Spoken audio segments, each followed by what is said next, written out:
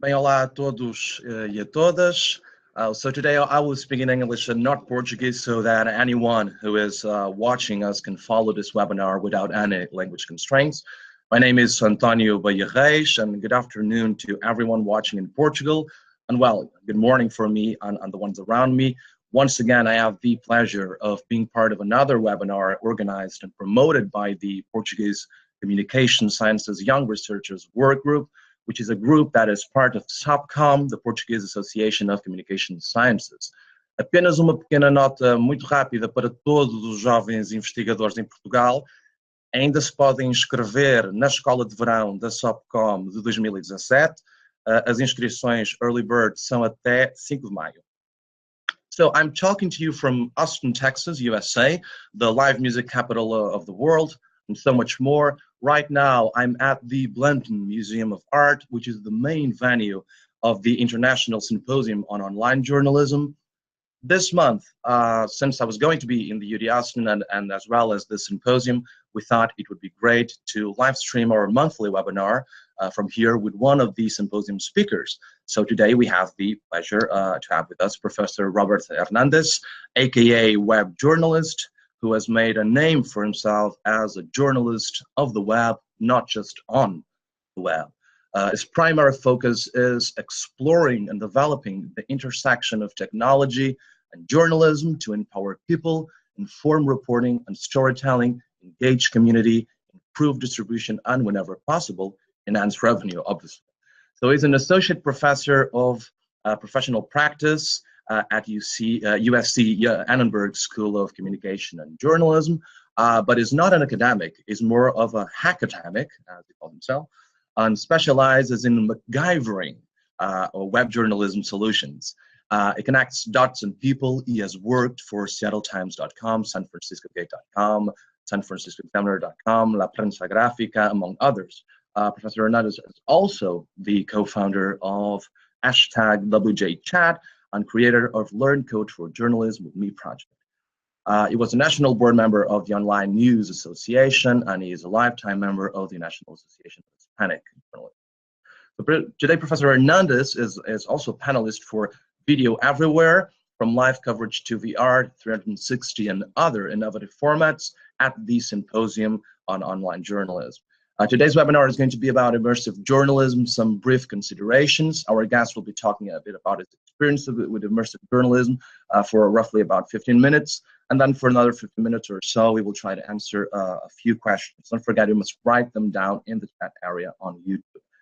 Having said that, and as a proud member of this working group of SOPCOM, as a UD Austin, Portugal digital media PhD student, but mostly as a young researcher who is still trying to find his way into the mysterious world of academia, it is a great pleasure and honor for me to have the opportunity to be here today with Professor Robert Hernandez. So thank you so much for being here with us today. Introductions made. I shall leave it to Professor Hernandez now. Well, thank you for having me, and great introduction. So I guess I'll tell you a little bit about my background, what my focus is right now. And what I'm going to be talking about here at ISOJ. My specialty at USC's emerging technologies and how I can hijack them for journalism. So prior to joining the university, I was what's called a practitioner. So my whole career has been digital journalism. My whole professional career has been digital journalism, and constantly experimenting and tinkering on the side. Using Apple, VR Studio, what was this? I forgot the program it was called, but 360 photos and videos were something that we were experimenting with in the early 2000s. Yeah. And now, fast forward to 2017, we're talking about not just it's a crazy idea of virtual reality, but it's here, and how do we handle virtual reality? In fact, my talk today is, as I was preparing my talk for today, I looked at my slides when I spoke here two years ago in 2015. And there's a couple slides that I always have standard. And as I looked at my slides of 2 years ago, I realized there's a couple things that are still true, but then there's a lot of leaks that have happened. Yeah, so let me tell you the two slides. If I make jokes, make sure you laugh at my jokes during the presentation. I'm going to share some of the stuff with you. But there are two slides that I start off with. One talks about the adoption rate of technology and platforms. how many years it took for radio to reach 50 million users, how many years it took for TV to reach 50 million users. All these platforms, how long did it take to reach 50 million users to the devices? So for radio, it's 38 years. For TV, it's 14 years. So less than half, right? So the adoption rate for this stuff, the internet cut down to 3, iPod 2, or iPod 3, 4, 3, 2, and then 1 billion iPhone apps were downloaded in 9 months. And I show that slide to kind of first remind people and set the table of how, for better or for worse, we adopt and accept technology as it comes out, right? So there's a new laptop, we go try it out. There's a new phone, we go try it out. There's a watch, okay, we'll try it out if it's the right price point. It's just decreasing. You know, an app example is Pokemon Go. All of a sudden, everyone was doing Pokemon Go, right? This is what we're doing now. We're doing this now. So the adoption rate to technology is completely, for better or for worse. Sometimes we leap into this new emerging platform without thinking about it and not knowing the effects of it or the who the early adopters are. Sometimes it's a bit like, well, you just try these things. We're all experimenting, and at some point something breaks through and we reach 50 million users at a much faster rate. So there's that, right? Culture is very much embracing technology opposed to standoffish. The other statistic I use, and it's actually a few years old, is one that says 91% of Americans have their cell phone within arm's reach 24 hours a day, right? Yeah. My cell phone is near me. Yours is right there. Mine was right here, right? If it's not in our hand, it's in our back pocket or in our purse. Yeah, right? This is our brain. This is our brain. You can, we can ask people to raise their hands. How many people woke up today with their cell phone as their alarm clock? Did you wake up? Did you? Absolutely. Yeah, it's part of our life. For better or for worse, this is part of our life. So this essentially is part of our bodies. It's a wearable. It's not a greatly defined wearable.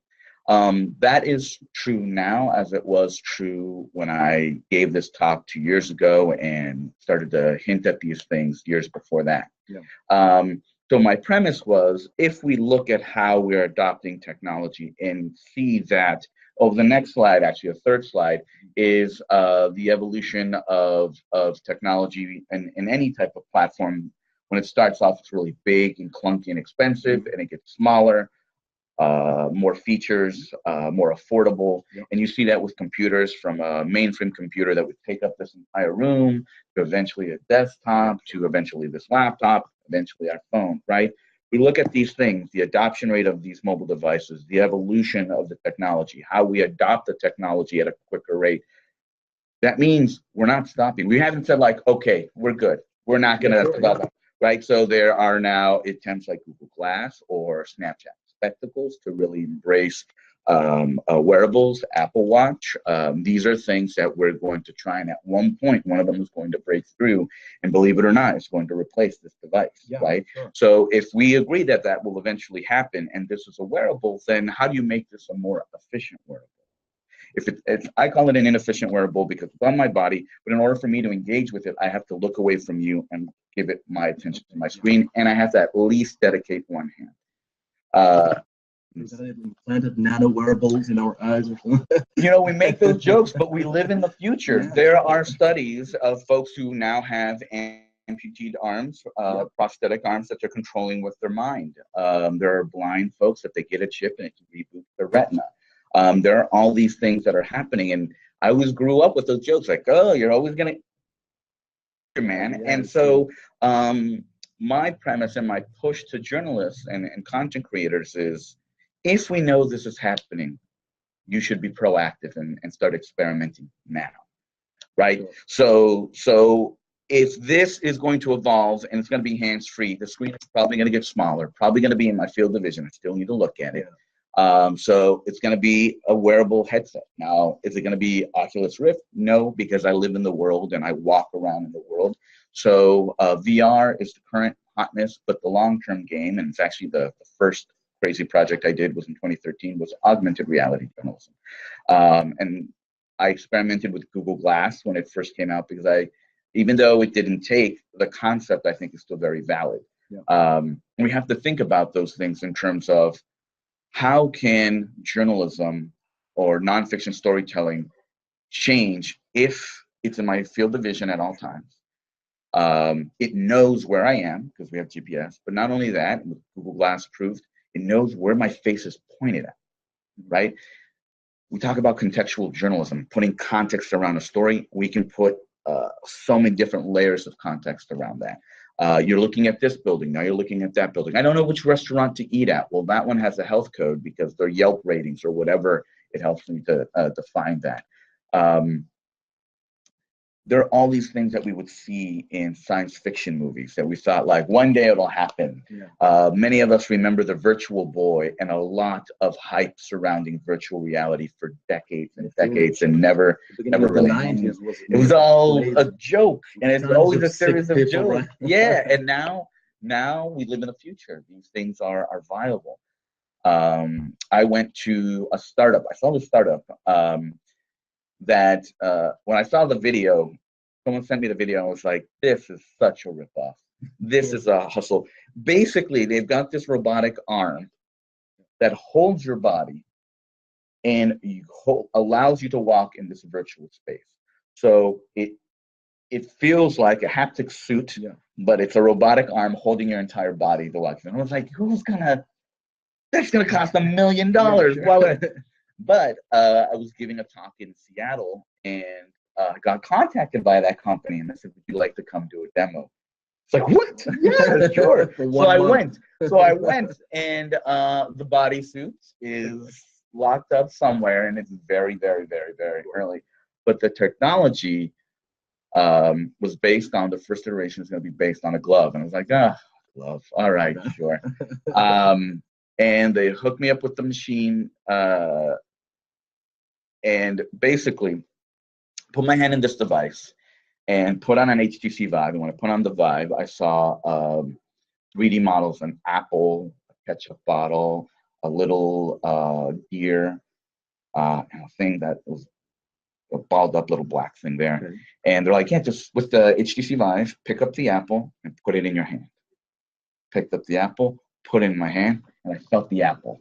Wow. I felt the apple. I felt the apple, the roundness of the apple. As I moved it around, I felt it in my hand. And what it is, basically, it's air being pressed against my hand. When I was like, oh my gosh, I dropped the apple, and then it didn't feel heavier the further I dropped it, but I felt the shape matching the model of the apple. And I picked up the ketchup bottle. It felt like I had an apple. With the ketchup bottle, I picked up the ketchup bottle, and I wanted to see, like, whoa, here's the width of the bottom is bigger than the top. So I did that, and I was like, I feel it. I feel the thing. And they're like, no. With the ketchup bottle, some old ketchup bottles have flat sides. Yeah. Like, roll the ketchup bottle on your hand. And I felt the flat sides. I was blown away. Then I pick up the little black thing, the little black ball thing. I pick it up, put it in my hand, and it was a spider that wakes up. And I feel the little legs, and it's puts his hands on me, and I freak out. We live in the future, man. Now, will that happen this year, next year, 2 years from now? I don't know. Had a million questions for them, but what is happening is that was real. That happened. I felt the apple. I felt the ketchup bottle. I got freaked out by the spider. These are things that didn't require me to have photorealistic. It's got to be photo. It's got to look like this water bottle. And the water inside the water bottle must. It didn't matter. In this new environment, we call that presence. Feeling present in this virtual space. And there are all these new technologies that are coming out that are really, really going in that space. Now, is everyone going to have a glove or and then a headset? I don't know. I don't know what the form factor. Well, I have a guess on what the form factors will be, whether it's a chip in the brain or my glasses will have a screen on there. What I care about is the content that's on there. What I care about as a journalist is the ethical, accurate content on there to inform my community so they can make better decisions. That's my focus. I really don't care if it's AR or VR or MR. What I care about is how do I use these tools to empower my community so they know the world around them, so they can make better decisions, so they can have a thriving democracy, when they can know where the tax money is going to, what politicians are saying are true or not, or what movie they should go see. right? All that is what I do for journalism. And whether it's paper or pixels or this phone or something in my face, yeah, that is what I'm interested in. And as a content person, if I see the narrative, right, remember those first 3 slides, if I see that happening, why will I wait till someone else defines what that content will be, what those form factors will be?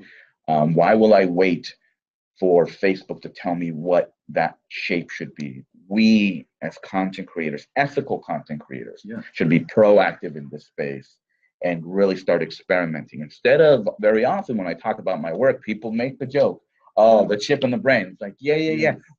When we say the chip in the brain, it often is, but it also comes in a flip tone where it's like, yeah, that's happening. No, it's happening. And it's crazy, you know, I don't have my hoverboard and I don't have a car that flies or my jetpack. All the Back to the Future. All the Back to the Future, you know. They did predict that Biff would become president, so that is kind of scary. And the Cubs won the World Series. We're in this space. And so there's a lot of people thinking about, what about the newspaper? I care about the news. I care about those journalists. The paper could be here, could not be here. I don't care. Like, I don't care, is it VR or AR? I care about the content in the news. Like the medium fits the content, right? Not necessarily everything is right for VR. Exactly, right? So you don't narrative, exactly. So you've got to, and it's hard to say which one is, I get asked, what's a good VR story? Well, it depends, and I don't know. We have to experiment, and we often have to fail to figure out, okay, that worked, that doesn't work. One thing I remind people, you're investing in this VR stuff and experimenting, go produce, doesn't mean you have to publish, right? Just because you made it doesn't mean you have to publish, because often your first drafts are pretty bad. So don't, you know, and and well, what you do is you lower the expectation. Not even that, you hurt what it could be. You make, oh, that's VR, it's not ready yet. Boom, people have dismissed it. People try VR once, and they will define, that one experience will define VR is great or VR is not great. And so that is something, as a content creator, we have to think about. Understanding the audience. Well, understanding the audience, but the audience doesn't, I mean, there's so many things happening at once that we don't know. Right? We don't know. If I publish, when my students and I, my students and I produce immersive content under the name Journalism. So journalism, instead of the U, it's a V. It's not trademarked. We have an app on iOS and Android. It is cool. No, yeah, we trademarked it. We put it out there. We have an app on iOS and Android. And when we go out and produce those experiences, we went to DC to cover the inauguration and the Women's March on Washington. We did it for the New York Times and NPR, and for ourselves. We produced experience and helped produce experiences for the media partners, and we produced our own stuff. Now, when we publish, we don't know where the average person is going to see it. Is it 1 million people seeing it? No. But we got about 800,000 views on Facebook, which is great. And Facebook's all right. On YouTube, a couple hundred. On our app, I don't want to even know. But our app is the best experience because the quality of the video is optimized and all that stuff there. But we don't know where someone's going to see it. Is someone going to see it in the headset? I don't know. Desktop, even when you view it on a phone, you can view it what's called magic window style, or get a viewer. Depending on how you view it, unlocks other features. If it's a high-end headset, I can create interactivity and room scale, a lot more production, a lot less people will have access to it. If I do it on my phone, well, it's more of a video and all they can do is look around. The quality may not be there, but at least, you know, it has more accessibility, desktop as well. But if they're viewing it here, opposed to viewing it here, that also changes how close you and I are in the video. Distance to oh my gosh, you're too close to me. Sharing presence. There's all these different things to factor in, and so those are all these unknowns. But that's why we're experimenting and trying to figure out, well, is that a good story? Did the story not work? We try to experiment with mixed media, adding photos, adding traditional videos, adding CG graphics to illustrate the scale of something. We have a piece called Hell and High Water, where we talk about a storm surge, a 30-foot wall of water. And we show you and give you that sense of scale of like, my gosh, that's what 30 feet looks like, right? So these are all these things that are happening that trying it, you got to try it out. Again, I have students who are like, oh, I want to wait until the textbook is out. And then again, that's good because that's not for me. But for me, it's like, let's roll up our sleeves and figure it out. That's the framework of my class and my projects, where it's, I don't know, but let's find out. And that to me is the most exciting part, and will continue to be as we live in the future, to figure out, okay, now we're going from phone to glasses to that chip. Journalism needs to be there. How can I help journalism stay there and be relevant? Sure. See if we've got questions here on YouTube. Okay, so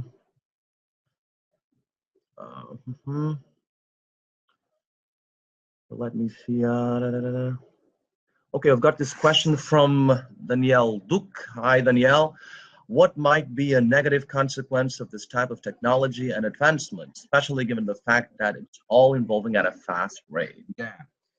So there's a classic, well, I don't know if it's a classic, but it feels like an ongoing debate in academic institutions between practice and academia. Yeah.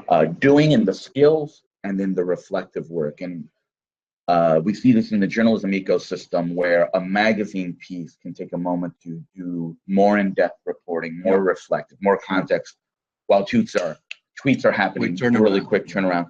And because the technology is moving so fast, that's what's happening.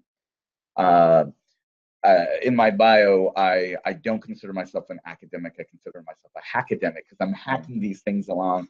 And I make an effort to be at conferences and give workshops to share as much as I can, because I'm not the type who's going to write a research paper.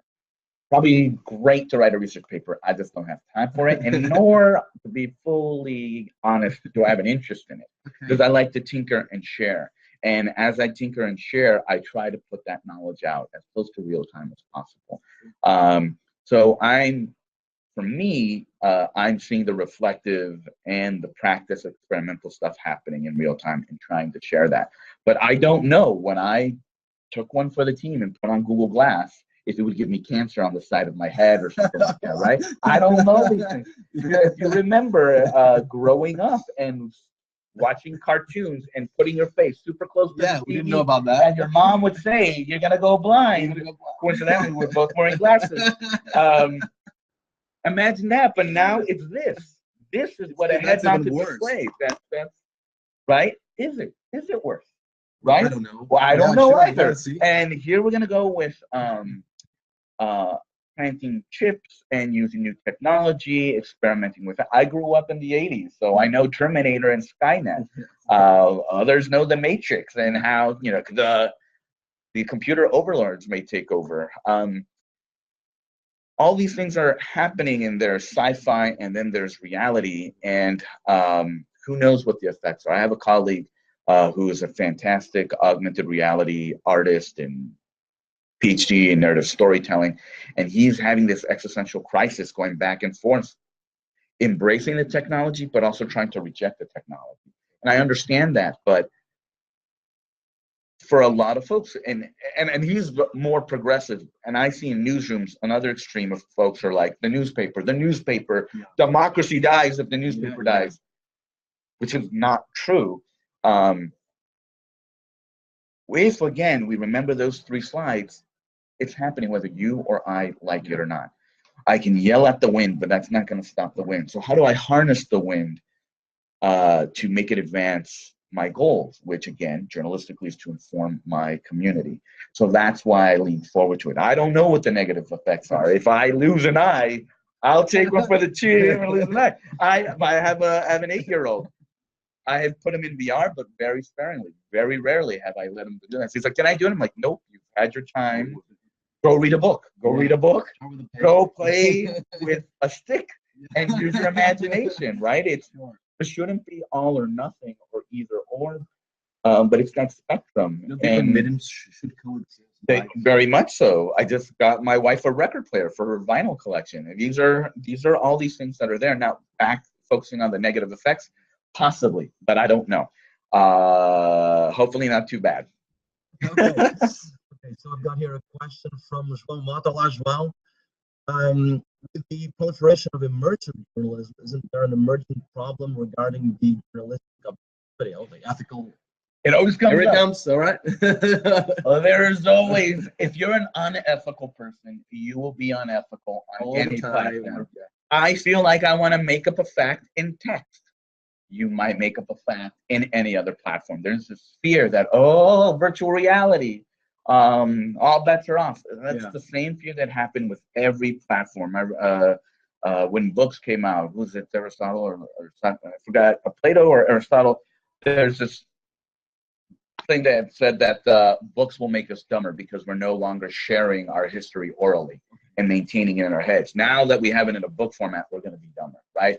When radio came out, right?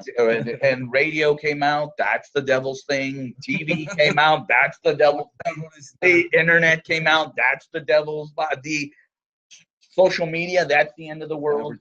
Every time that's doing that. And that also applies to journalism. Think about the facts. If you have a problem with facts, don't do journalism, right? When I go produce immersive experiences, I bring all the ethical things in my training, my experience with the students, our goal. That does not change. I was in a talk in Noni de la Peña, the godmother of VR. She's a journalist, filmmaker. She's influenced everyone who's created this space. Right. Yes. Well, and she gave a talk and someone raised their hand and said, aren't you manipulating emotion by using these immersive techniques? When you write an incredible lead, your first words, the whole point of a lead is to grab you. Are you manipulating emotion? Are you manipulating emotion when you get an incredible piece of audio or a compelling piece of video or a still photo of a child who's trying, a refugee child who died by drowning and someone is holding the body? Is that, are you manipulating emotion? That's the world that we live in. And so, sure, let's embrace it that we're technically manipulating emotion to inform you, to break through the noise, to say, this is something you need to pay attention to. Could you abuse that? Sure. Do journalists abuse that? Say we have sinners and saints. And that's not going to change on any platform. But I will say there is a difference. Some immersive journalists, content creators are reluctant to say this, but I do believe it's worth saying. There is a different thing that happens when you're in an immersive space. Your brain immediately believes it. There's a study called the rubber arm test where they put a fake rubber arm in front of you, and they're like, there's a fake arm, obviously, and here's a piece of cardboard, and it will block your arm over here. So your arm is now over here, a rubber arm is over here. And what they do is they synchronize touching the rubber arm and touching your real hand. And almost instantaneously, you start feeling that that rubber arm is your limb, right? So our brains are easy to trick. And when we're in these immersive environments, it is easy to trick.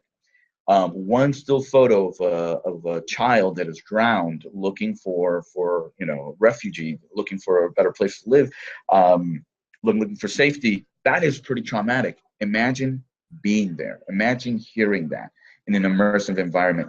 Those are things where it's another level that we need to be aware of and not take lightly. We don't want to cause trauma. We don't want to induce PTSD, but we don't want to shy away. We shouldn't shy away from atrocities that are happening around the world. We need to face those things. And there's a better way of telling it. And more. How do we do that? How do we talk about these tough issues? Because ignoring these tough issues don't help anybody. Ignoring racism, ignoring the culture of rape, ignoring the disparity between those that are in poverty and those that are in the 1%. Oh, a rosy picture all the time because I don't want to be upset.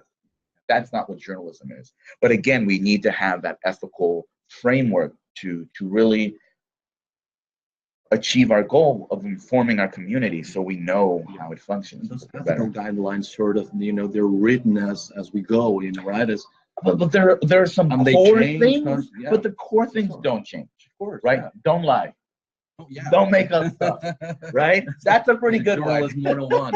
Right? Yeah, don't pretend that thing is your thing when, you know, plagiarism, right? Attribution. And then there's the responsibility of taste and respect and trauma. And, you know, what line you might draw, I might draw it somewhere else. That's the stuff of debate for ethics. But some fundamental things do not change. Now, wait, one other thing. When it comes to 360 video, a lot of people say, like, oh, it's a 360 camera. There's no bias because you're getting all angles. Well, kind of, but kind of no. You still frame a shot when you set up a camera, even though it's capturing all areas. It's a different shot if I put the camera here versus a different shot versus the camera there. The lighting, there are different effects. And we see that in gaming development, where Grand Theft Auto, you can go anywhere in this world, but there's still a path, right? So there are these different techniques, and storytelling, that craft is still important, and then the journalistic storytelling is still key. Okay. Okay, I think we're pretty much done. Great. So I thank you again, Professor. It was very nice meeting you Good here. to meet you too. Let's hope we both enjoy this conference. And to all folks in Portugal, I say goodbye until next week when I arrive. And thank you for watching. Bye-bye then.